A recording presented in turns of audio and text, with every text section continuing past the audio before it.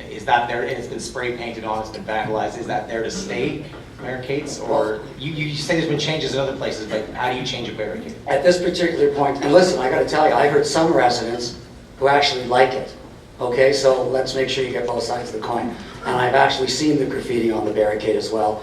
And the only thing you can do right now, because the CAO has been given the delegated authority to deal with the active transportation.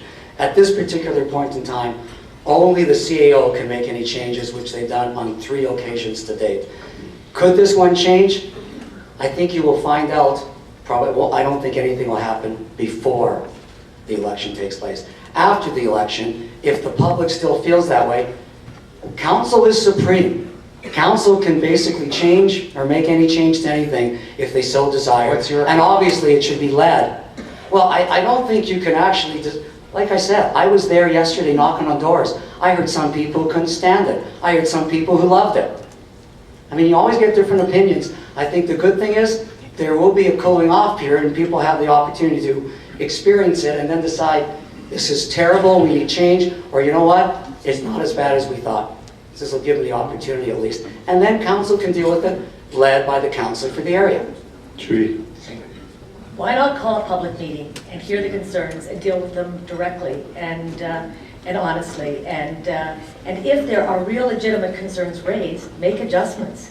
But the trouble is with this plan and the haste with which it was introduced, there hasn't been an opportunity for the public to fully understand why some of the changes were made, nor to have concerns addressed. And instead of simply saying it's not my problem, or I can't do anything about it, or I'll put this one on hold and not that one, instead of that mixed message that's going out from Sam, why not in fact say to the public, this is an important part of bringing our city into the modern day world. We need active transportation. We've got to make it work, and we're going to work with you. But you say make adjustments. Does that open the door to removing it? If there are safety concerns with respect to that barrier, and if it's not fulfilling its obligation, its promise of in fact flowing traffic for and creating an ease of transportation for bikers and creating that kind of calming effect that's required or requested, then in fact one has to look at changes. I don't think there is any way in the world I could stand here and say absolutely no changes ever. That's the point of being open and honest with the public, and to get proper assessments of the actual barrier and the flow of that traffic. If it's causing thank you. Flow of traffic in the back lanes, you got to do it. Bartley Kivas for questions on rapid transit. Hi there. We know, everybody in Winnipeg knows where you guys stand on rapid transit. Mr. Katz, you've hitched your train to the train, and Judy, you're on the bus. But we know the Southwest Rapid Transit Corridor is going to be completed. We know that there is probably going to be an East-West Rapid Transit Corridor in Transcona, and probably others. But this will cost billions of dollars. And Ottawa and Manitoba, they don't really have that much money anymore. In fact, they can't pay for it. There isn't enough money in the P3 Canada Fund, Mr. Mayor, and there isn't enough money on the table right now from Ottawa and Manitoba, Ms. Wasylycia-Leis.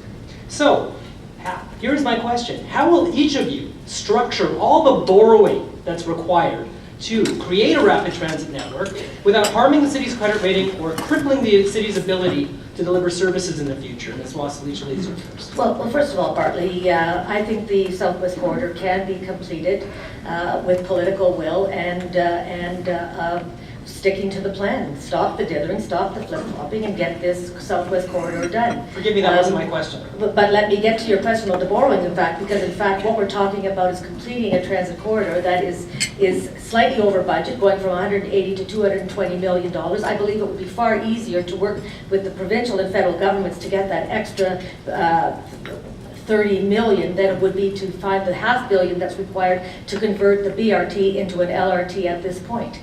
We're faced with the embarrassment of a half-completed corridor between the University of Winnipeg and the University of Manitoba. There are no plans to finish it, Bartley. There is no plan on the part of Sam Katz to get the job done. He has a motion passed at City Hall to suddenly to look at light rail without a plan on where he's going to get the money or how it's going to be completed.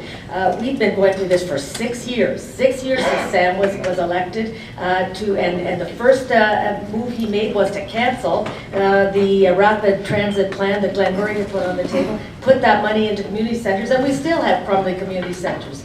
And then he decides he's going to finally go ahead with rapid transit, and he puts it on hold once again. We've got a serious problem in this city, an embarrassment that we don't have rapid transit. I think we can get the job done. We've got a good credit rating. If we need to borrow, we will. But in fact, there is Sam, a will on the table to get the job done. to jump in here. Bart, I'm going to try and do something unique. I'm actually going to try and answer your question. And here's where we'll start. Number one, and you'll forgive me, but just let me share something.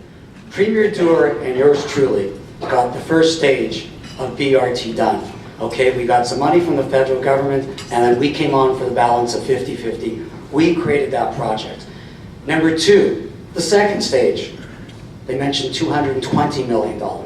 That's in 2008 dollars. If anybody here is in business, you know construction inflation, we're talking closer to 250 and possibly higher. So here's what we're doing. As you mentioned, we're finishing stage one, which goes to Jubilee. The bus then crosses Pembina Highway, goes in Diamond Lane, and goes all the way. And what we really did, we addressed the two most biggest problem, Crazy Corner and the Midtown Bridge. Now, in order to go forward, how do you basically access funding? Well, Bart, let me tell you something. You get people to invest. IKEA is investing in building a facility here. It will net us approximately $8 million a year in our share of municipal property taxes, which, you know what, happens to be the equivalent of a 2% property tax increase. The same thing that LRT will do.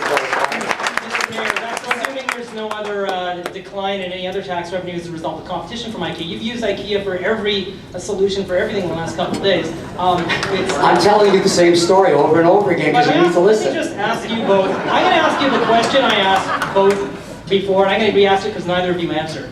How would you structure the borrowing for billions of dollars for a rapid transit network? How would you structure it that will not cripple the city and not harm the credit rating?